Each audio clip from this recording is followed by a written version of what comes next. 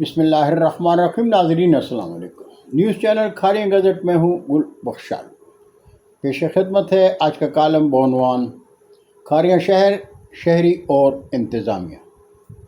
ناظرین، پاکستان بھر میں بارشوں اور بڑے بڑے شہروں میں سیلابی صورتحال سے دوچار پاکستانیوں کی حالت زار قابل رحم ہے۔ کچھ ناقابل اندیش سوشل میڈیا کے فلاسفر اس کی ذمہ داری انتظامیہ پر ڈال رہے ہیں۔ طوفانی بارشیں اور سیلابی صورتحال دراصل ہمارے اعمال کی سزا ہے۔ ہم اپنے گریبان میں جاگ کر دیکھنا گوارا نہیں کرتے۔ ہم اپنے شہروں، بازاروں اور گلی محلوں میں اجتماعی مفاد کو نہیں، صرف اپنی ذات کو سوچتے ہیں۔ شہر کے بڑوں اور خود پرستوں نے بارانی پانی کی قدرتی گزرگاہوں میں محلات اور پلازے تعمیر کر کے بارانی پانی کی گزرگاہیں بند کر دی ہیں۔ کھاریاں شہر میں طبلہ سے کھاریاں کینٹ نالے میں گرنے والے نالے میں تعمیرات کی وجہ سے نالے کے اطراف کی آبادی ہر سال بارشی سیلابی پانی میں ڈوب جاتی ہے، اس لیے کہ رہے سائے نالے میں بلدیہ کے خاکروب اور شہری گھروں کی گندگی پھینکتے ہیں۔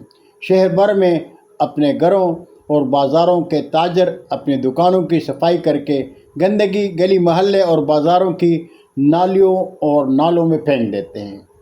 سنگم پلازہ کے سامنے گرلز کالج کی دیوار کے ساتھ بلدیہ کے کھوکھوں کے نیچے شہر کا مرکزی نالہ مکمل طور پر بند ہے، جس کی سزا شہری برسات میں بھگتتے ہیں۔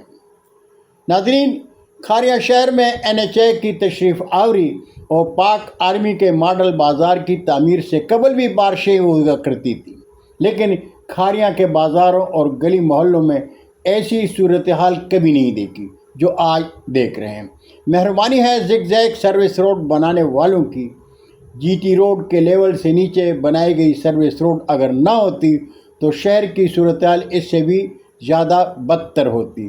سروس روڈ طوفانی بارش میں نہر بن جایا کرتی ہے۔ ناظرین، میونسپل کمیٹی کے چیف آفیسر مشرف بیگ صاحب سے درخواست ہے کہ آپ اپنی ذمہ داری RR کمپنی پر ڈال کر بے پرواہ ہیں تو یہ آپ انتظامیہ کا کھاریاں شہر کے شہریوں پر ظلم کے مترادف ہے۔ RR کمپنی کی ناقص کارکردگی کے باوجود ان کی تعریفیں لکھنے والے اخبار نویس نہیں جانتے کہ اخبارات اور سوشل میڈیا میں RR کمپنی کی تعریفیں پڑھ کر لوگ آپ کو کس نام سے یاد کرتے ہیں۔ جھوٹ کو سچائی پر ترجیح مت دیا کریں۔ جھوٹ کو جوتوں کے ہار پہنائیں اور سچائی کو سلام کریں۔ اللہ تعالیٰ کو بھی راضی رکھیں۔